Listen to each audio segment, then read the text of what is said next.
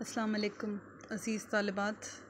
हम आज से अपनी क्लास का आगाज़ करेंगे और जैसा कि मैं आपको पहले भी बता चुकी हूँ कि हम लोग हिस्सा नसर से स्टार्ट लेंगे। हिस्सा नसर और 3 दिन हम ये पढ़ेंगे और 3 दिन मैडम गज़ाला के साथ आप शायरी की क्लास लिया करेंगे। इसमें सबसे पहले मैं आपको अपना पेपर का पैटर्न बता दूं कि उसमें क्या क्या चीज़ें हैं और किस तरह से हम इसको देखेंगे। 20 नंबर के MCQs हैं जिसमें हिस्सा नसर में से 5 MCQs होंगे। इसी तरह रमूज़ औक़ाफ़ में से होंगे सवालात, हरूफ और मुताबिकत में से 5-5 सवाल, जुमलों की इस्लाह के हवाले से 5-5 सवाल और इमदादी अफ़ाल के हवाले से 5-5। तो टोटल 20 नंबर के MCQs यानी कसीरुल इंतखाबी सवालात। MCQs इसलिए आपको बता रही हूँ कि आप आसानी से समझ लेते हैं।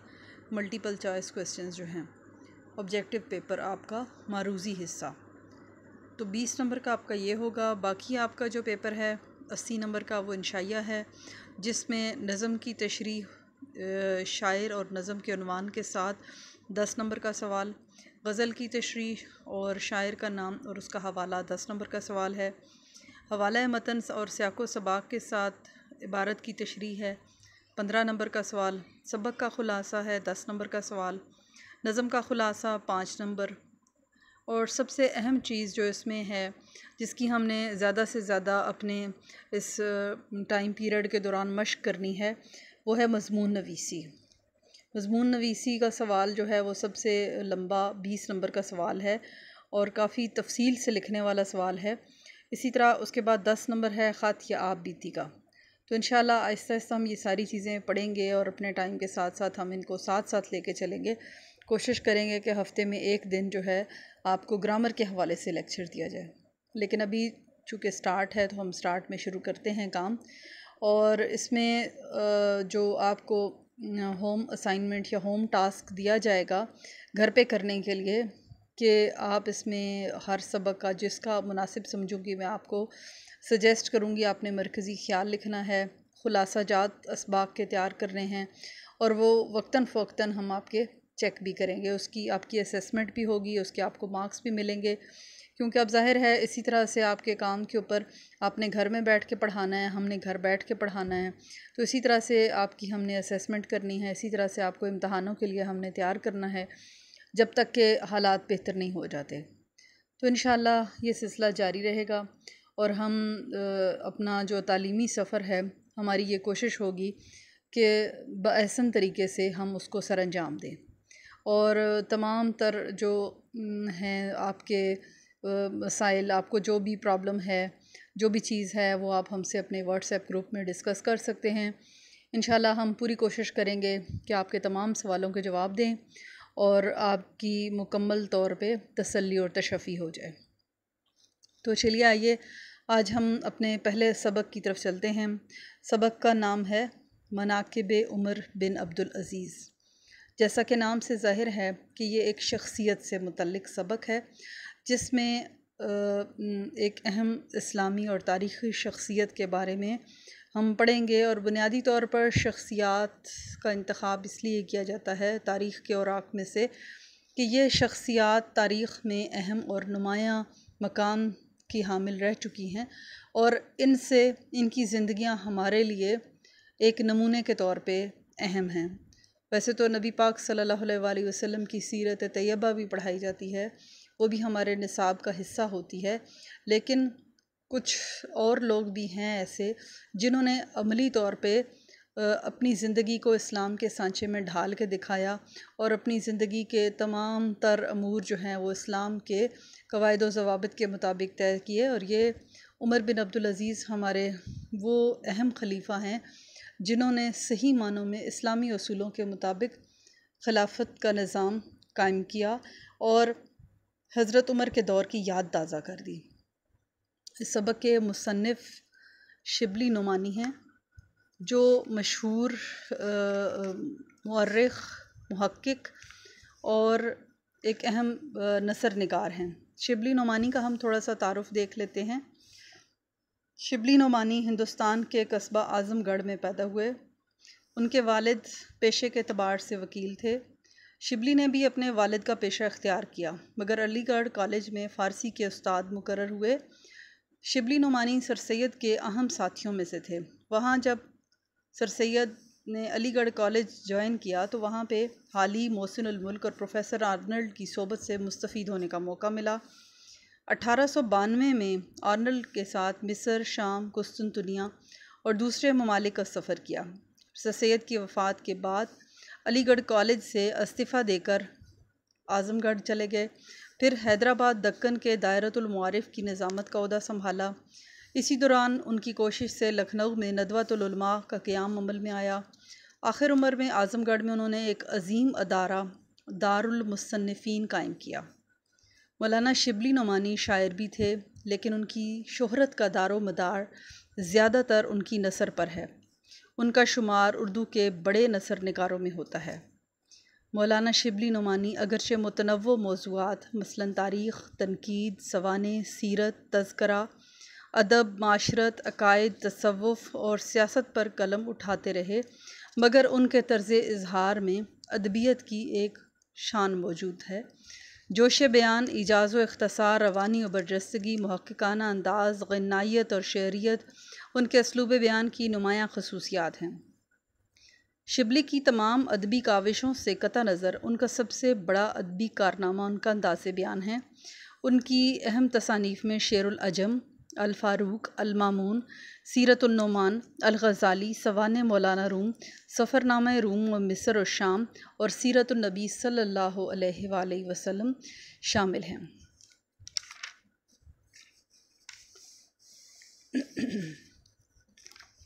अब हम सबक का आगाज़ करते हैं। अल्लामा इब्न जोज़ी जो मशहूर मुहद्दिस गुज़रे हैं, हज़रत उमर फ़ारूक और उमर बिन अब्दुल अज़ीज़ के हालात ने पर एक किताब लिखी थी जिसका नाम सीरतुल उमरैन रखा था। हमने ये किताब मिस्र में कुतुब खाना खुदैविया में देखी थी, जिससे अल फ़ारूक के लिए बहुत से मुफीद मालूमात इंतखाब किए थे। अल्लामा मौसूफ़ ने इस किताब में सिर्फ़ उन बातों को लिया जो ज़्यादातर उनके अखलाक और अदल इंसाफ से वास्ता रखती हैं। चुनांचे हम वाक़यात को इस मौके पर नकल करते हैं। इनमें हज़रत उमर बिन अब्दुल अज़ीज़ के वाक़यात और हालात में जो चीज़ सबसे ज़्यादा काबिल लिहाज है वो गैर मज़हब वालों के साथ उनका तर्ज़ अमल है। तो इसमें सीरतुल उमरैन का मतलब है दो उमर, उमरैन का मतलब दो है, और दो उमर जो हैं उनकी सीरत के बारे में इस किताब में लिखा गया है। एक हज़रत उमर फ़ारूक जो खलीफ़ा राशिद थे, दूसरे खलीफ़ा राशिद थे, और दूसरे उमर बिन अब्दुल अज़ीज़ थे। तो इनके दोनों के हवाले से दोनों की सीरत के मुतल्लिक़ इस किताब में तफ़सीलात मौजूद हैं, और इसमें वो बता रहे हैं कि ज़्यादातर उनके अखलाक और अदल इंसाफ के हवाले से है कि वो इक़्तिदार के मालिक होने के बावजूद उम्दा अखलाक के मालिक थे, और अदल इंसाफ उनका तुर्रा इम्तियाज़ था, उनकी शख्सियत का सबसे अहम हिस्सा था। चुनांचे इसमें उन्होंने चंद वाक़यात हमें पेश किए हैं जो हम पढ़ेंगे अभी। इसमें सबसे ज़्यादा काबिल गौर चीज़ ये है कि हज़रत उमर बिन अब्दुल अज़ीज़ जो थे वो दूसरे मज़ाहिब के लोगों के साथ भी बहुत बेहतरीन सलूक करते थे, जैसा कि हमारे नबी पाक सल्लल्लाहु अलैहि वसल्लम का तरीका था कि आप सल्लल्लाहु अलैहि वसल्लम ने अपने हुस्न अखलाक से इस्लाम को फैलाया। तो यही तरीका था उमर बिन अब्दुल अज़ीज़ का। उमर बिन अब्दुल अज़ीज़ मज़हब की मुजस्सम तस्वीर थे, यानी मजहबी तालीमात का मुकम्मल असर जो था वो उनकी ज़ात, उनकी शख्सियत में मौजूद था। मज़हब को उनका ओढ़ना बिछोना था। मज़हब उनकी शख्सियत का एक ऐसा हिस्सा था कि वो पूरे के पूरे मज़हब के मुताबिक थे, हमारी तरह नहीं। उनका दीन इतना मुकम्मल था कि उन्होंने पूरे का पूरा अपने आप को इस्लाम के सांचे में ढाला हुआ था। हम लोग तो इतने सहल पसंद हैं कि जो काम हमें आसान लगता है, दीन की जो बात हमारे लिए काबिल अमल होती है, जो हमें आसान लगती है, उस पे हम अमल कर लेते हैं। जो मुश्किल लगती है उसको ज़रा साइड पे कर देते हैं, अच्छा चलो देखा जाएगा, खैर है कुछ नहीं होता। हम अपने लिए आसानियाँ खुद ही ढूंढ लेते हैं, खैर है कोई नहीं, अल्लाह माफ़ करने वाला है। लेकिन ये कुछ शख्सियात ऐसी भी थीं जिन्होंने वाकई साबित करके दिखाया कि हमारा दीन दीन हक़ है, और ऐसा दीन है जिस पर अमल करना किसी के लिए भी कतन मुश्किल नहीं है। मजहबी हैसियत से उनको उमर सानी का लक़ब दिया गया, यानी जिस तरह खलीफा राशिद उमर फ़ारूक थे उसी तरह से इन्होंने भी अपने दौर में बहुत बेहतरीन इस्लाहात की, बेहतरीन काम किए। अदल व इंसाफ का एक ऐसा निज़ाम कायम किया कि लोगों ने इनको उमर सानी कहना शुरू कर दिया। इसलिए गैर मज़हब वालों के साथ उनका जो तर्ज़ अमल था वो उनकी शख्सी हालत नहीं बल्कि मज़हब इस्लाम का असली तर्ज़ अमल है। इन वाक़यात में से हम एक वाक़े का ज़िक्र करते हैं कि एक दिन उमर बिन अब्दुल अज़ीज़ मसनद ख़िलाफ़त पर मुतमक्किन थे। मसनद ख़िलाफ़त दरबार ख़िलाफ़त मुतमक्किन थे, तशरीफ़ फरमा थे, अपने दरबार में बैठे हुए थे। तो एक ईसाई आया जो हिम्स का रहने वाला था और दरबार में आकर ये शिकायत की कि खलीफा वलीद बिन अब्दुल मलिक के बेटे अब्बास ने मेरी ज़मीन पर ज़बरदस्ती कब्ज़ा कर लिया है। उमर बिन अब्दुल अज़ीज़ ने अब्बास की तरफ देखा। अब्बास उनके ख़ानदान के फ़र्द थे, तो उन्होंने जब दरबार में बैठे हुए अब्बास की तरफ देखा तो उन्होंने कहा कि ये ज़मीन मुझको खलीफा वलीद ने बतौर जागीर अनायत की थी। जागीर वो ज़मीन होती है जो बादशाह अपने अहबाब को, रिश्तेदारों को बतौर तोहफ़ा अनायत कर देते हैं, किसी कारनामे के तौर पर, किसी भी इनाम या एज़ाज़ के तौर पर अता कर देते हैं। चुनाचे उसकी तहरीरी सनद मेरे पास मौजूद है। तहरीरी सनद से मुराद है जिस तरह ज़मीनों के कागज़ात होते हैं, रजिस्ट्रियाँ और इंतकाल वग़ैरह, कि वो उस ज़मीन का मालिक मैं हूँ। कागज़ों में भी कागज़ात उसके इस बात का सबूत मेरे पास मौजूद है, सनद है, सबूत है कि वो ज़मीन मेरी मिल्कियत है, मुझे दे दी गई है। उमर बिन अब्दुल अज़ीज़ ने ईसाई की तरफ मुखातिब होकर कहा, तुम क्या जवाब देते हो? उसने कहा, अमीरुल मोमिनीन, मैं खुदा की तहरीर यानी कुरान मजीद के मुताबिक फ़ैसला चाहता हूँ। अब वो नहीं मानते थे, ईसाई कुरान को नहीं मानते, उनका मज़हब दूसरा है, लेकिन उसे ये मालूम था कि मुसलमान जब अपने मज़हब के मुताबिक फ़ैसला करते हैं, कुरान के मुताबिक बात करते हैं तो कभी गलत नहीं करते। और जब कुरान को दरमियान में लाकर बात होती है किसी मुसलमान की तो वो उसमें किसी के साथ नाइंसाफ़ी नहीं करता। चुनाचे उसने यही कहा कि मुझे कुरान के मुताबिक फ़ैसला चाहिए। उमर बिन अब्दुल अज़ीज़ ने अब्बास की तरफ मुखातिब होकर कहा, अब्बास, खुदा की तहरीर तेरे बाप की तहरीर पर मुकद्दम है, उस पर फ़ौक़ियत रखती है, यानी तेरे बाप का हुक्म बाद में है और रब का हुक्म पहले है। क्यों कि हम अल्लाह के बंदे हैं और उसके हुक्म के ताबे हैं, हम उसकी नाफरमानी नहीं कर सकते। ये कहकर वो ज़मीन अब्बास के कब्ज़े से निकाल कर ईसाई को दिला दी। उनका एक और कारनामा जो नहायत काबिल कदर है, सुल्तान बनी उमैया, सलातीन बनी उमैया की नाजायज़ कार्रवाइयों का मिटाना था। सलातीन सुल्तान की जमा, बनी उमैया, आपको पता है कि हमारी जो खिलाफत रही मुसलमानों की, ये दो बड़े ख़ानदानों ने की है। एक ख़ानदान बनी उमैया और एक बनी अब्बास, अब्बासी खलफा और बनी उमैया के ख़ानदान ने एक तवील अरसा जो है हुकूमत की। तो बनी उमैया के जो बादशाह थे उन्होंने खिलाफत को बादशाहत बना दिया। खिलाफत रही खलफा राशिदीन तक, उसके बाद इन्होंने खिलाफत को बादशाहत बना दिया और नस्ल दर नस्ल अपनी औलादों में इसको मुंतकिल करना शुरू कर दिया। इसी वजह से हज़रत अमीर माविया ने अपने बेटे यज़ीद के लिए बैत लेने की कोशिश की थी और हज़रत इमाम हुसैन अलैहिस्सलाम ने यज़ीद की बैत करने से इनकार कर दिया था, क्योंकि वो उसको सही मानों में जानते थे, समझते थे कि वो मुसलमानों का खलीफा कहलाने के काबिल नहीं है, वो इन ज़िम्मेदारियों का अहल नहीं है, उसमें सच्चे मोमिन वाली खूबियाँ और अहलियत नहीं पाई जाती। सलातीन बनी उमैया ने मुल्क का बड़ा हिस्सा जो ज़मींदारी की हैसियत से रियाया के कब्ज़े में था, वो अपने ख़ानदान के मेंबरों को जागीर में दे दिया। अब उन्होंने अपने दौरे हुकूमत में, ज़ाहिर है जैसा कि मैंने आपको पहले बताया कि इन अदवार में हुकूमत जो थी वो खिलाफत से बादशाहत में बदल चुकी थी। कहते वो अपने आप को खलीफा ही थे, लेकिन दर हकीकत वो खिलाफत नहीं थी, वो ख़ानदानी बादशाहत थी और उसमें बादशाह के खलीफा का जो ख़ानदान था वो याशी करता था, वो हर हाल में फ़ायदे उठाते थे। तो उन्होंने यही किया कि अवाम से ज़मीनें लेकर उनके कब्ज़े जो हैं वो अपने रिश्तेदारों को, उमरा को दे दी, अपने रिश्तेदारों में बांट दी और वो फिर उन ज़मीनों के मालिक बन गए। जिस तरह सलातीन तैमूरिया के ज़माने में बड़े बड़े सूबे शहज़ादों की जागीर में दे दिए जाते थे, उमर बिन अब्दुल अज़ीज़ तख्त खिलाफत पर बैठे तो सबसे पहले उनको इसका ख्याल हुआ, लेकिन ऐसा करना तमाम ख़ानदान खिलाफत को दुश्मन बना लेना था। ताहम उन्होंने इसकी कुछ परवाह न की। जब हज़रत उमर बिन अब्दुल अज़ीज़ खलीफा बने तो सबसे पहले उन्होंने इस अमर की तरफ तवज्जो दी कि लोगों की ज़मीनें छीन कर जो रिश्तेदारों में इन्होंने बांट दी थी, सलातीन बनु उमय्या ने अपने अहबाब को जागीरें तोहफ़े में दे दी थी, तो सबसे पहले उन्होंने उसके बारे में सोचना शुरू किया। अगरचे उन्हें पता था कि मेरा सारा ख़ानदान मेरा दुश्मन हो जाएगा, लेकिन उसके बावजूद उन्होंने किसी चीज़ की परवाह ना की, क्योंकि उनके नज़दीक ये अहम था कि जो अल्लाह का हुक्म है वो होना चाहिए, फ़ैसला उसके मुताबिक होना चाहिए, ना कि इसमें अल्लाह को राज़ी करना ज़्यादा ज़रूरी है बजाय इसके कि बंदों को राज़ी किया जाए। अव्वल शुरू में जब उन्होंने ये इरादा किया तो तमाम ख़ानदान ने उम्मे उमर को, जो उमर बिन अब्दुल अज़ीज़ की फुफ्फी थी, सफ़ीर मुकर्रर करके भेजा। उन्होंने उमर बिन अब्दुल अज़ीज़ के पास जाकर कहा कि तमाम ख़ानदान बरहम है और मुझको डर है कि आम बगावत ना हो जाए और लोग हंगामा ना खड़ा कर दें।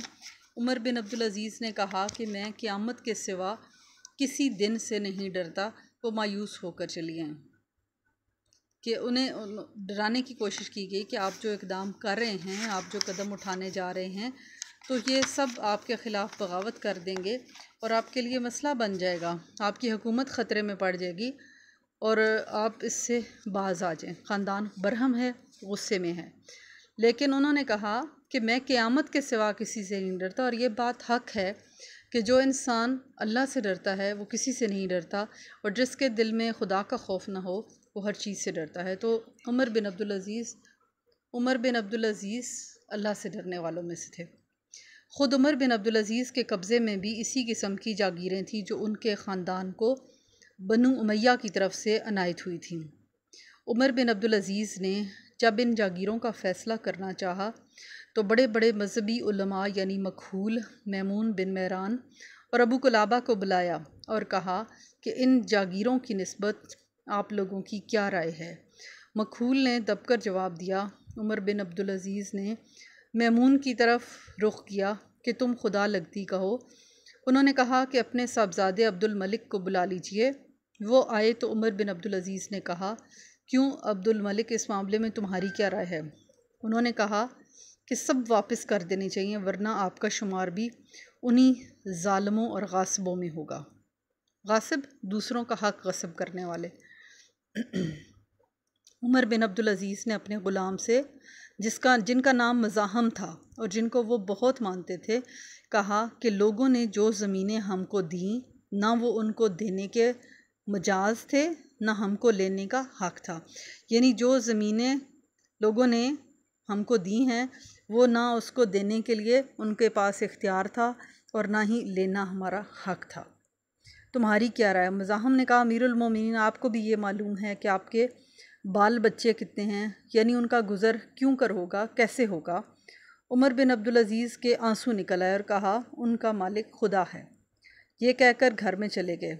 मज़ाहम वहाँ से उठकर अब्दुल मलिक फ़र्जंद उमर बिन अब्दुल अज़ीज़ यानी हज़रत उमर बिन अब्दुल अज़ीज़ के बेटे के पास गए कि आप अपने वालिद को रोकें, वो ये करना चाह रहे हैं। उन्होंने कहा कि बड़ा गज़ब हुआ चाहता है, बहुत गलत फ़ैसला वो करने जा रहे हैं, अपनी तमाम ख़ानदानी जागीरों से दस्तबरदार होना चाहते हैं, उनको छोड़ना चाह रहे हैं। वो जिनकी हैं उनको वो वापस करना चाह रहे हैं, जो उनको ख़ानदानी तोहफ़े के तौर पे मिली हुई हैं उनको वो वापस करना चाहते हैं। लेकिन मैंने उनसे कहा कि अपनी औलाद का लिहाज कर लीजिए।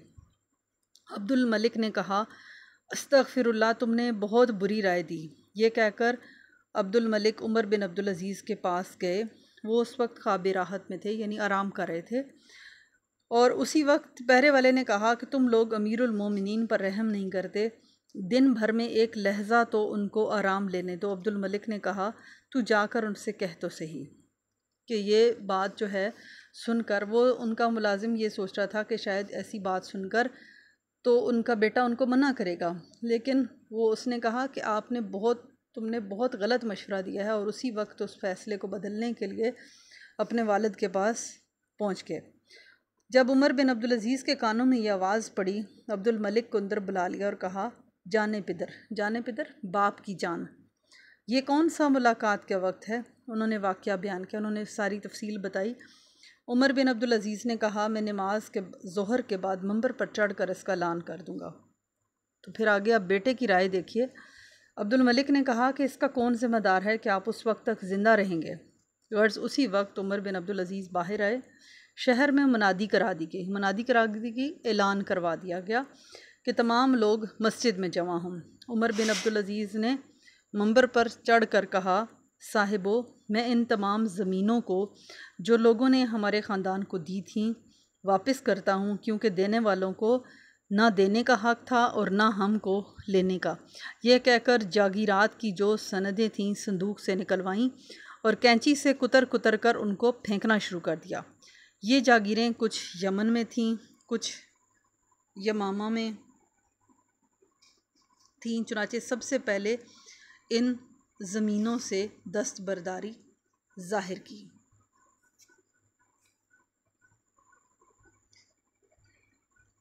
उमर बिन अब्दुल अज़ीज़ को तमाम ख़ानदानों में इब्ने सुलेमान से बहुत मोहब्बत थी। वो अपनी जागीर की सनद लेके आया। जैसा कि मैंने आपको पहले भी बताया कि सनद से मुराद ज़मीन के कागज़ात हैं, जिससे ये पता चलता है कि ये फ़लाँ ज़मीन उसकी मिल्कियत है। तो सबसे पहले उमर बिन अब्दुल अज़ीज़ ने अपनी ज़मीनों के कागज़ात फाड़ के फेंके कि मुझे जो ये दी गई हैं बग़ैर किसी मुआवजे के, बग़ैर किसी मेहनत के दी गई हैं, मैं इनका हक़दार नहीं हूँ। ये जिन जिन लोगों की हैं मैं उनको वापस करता हूँ। ठीक है। उसके बाद इब्ने सुलेमान का ज़िक्र है कि उनको इब्ने सुलेमान से बहुत मोहब्बत थी। वो अपनी जागीर की सनद लेकर आए कि मेरी ज़मीन आप क्यों छीनते हैं। फरमाया कि पहले ये ज़मीन किसके कब्ज़े में थी। बोले कि हज्जाज के। फरमाया तो हज्जाज की औलाद का हक़ है, तुम कौन होते हो। इब्ने सुलेमान ने कहा, असल में ये ज़मीन आम मुसलमानों की थी। उमर बिन अब्दुल अज़ीज़ ने कहा, तो फिर आम मुसलमानों को मिलनी चाहिए। इब्ने सुलेमान रोने लगे। मज़ाहम ने कहा, अमीरुल मोमिनीन, आप इब्ने सुलेमान के साथ ये बर्ताव करते हैं, यानी सुलेमान जो आपको बहुत अज़ीज़ है उसके साथ आप ऐसा रवैया करेंगे। फरमाया, हाँ, मैं इब्ने सुलेमान को अपने बेटे के बराबर चाहता हूँ, लेकिन मैं ख़ुद अपने नफ्स के साथ यही बर्ताव करता हूँ। अपने नफ्स के साथ, अपनी ज़ात के लिए भी मैं ऐसा ही सोचता हूँ, तो बेटे के बराबर समझता हूँ, इसलिए मैं इसके हक़ में ये फ़ैसला कर रहा हूँ। बनु उमैया के दफ्तर आमाल में सबसे ज़्यादा कौम को बर्बाद करने वाला ये वाक़या है कि उन्होंने आज़ादी और हक़ गोई का इस्तेसाल कर दिया था। यानी सबसे जो ज़ालिमाना कारनामा था बनु उमैया का दफ्तर आमाल, उनके जो कारनामे थे उनमें जो सबसे अहम काम था वो ये था, जो सबसे ज़्यादा किसी भी कौम को तबाह करने वाली बात है, वो ये थी कि उन्होंने लोगों से आज़ादी और हक़ गोई का हक़ छीन लिया था। यानी उन्हें आज़ादी राय हासिल नहीं थी। वो अपनी बात का इजहार नहीं कर सकते थे। वो अगर उन्हें कोई शिकवा शिकायत है भी हुकूमत से, खलीफा से, तो वो उस पर बोल नहीं सकते। सच बोलना मना था। इससे पहले तो ये था कि अगर कोई खलीफा जो था वो कोई गलत इक़दाम उठाता, ख़िलाफ़ इस्लाम कोई हरकत करता, तो अवामुन्नास में से कोई भी उसके ऊपर उंगली उठा सकता था।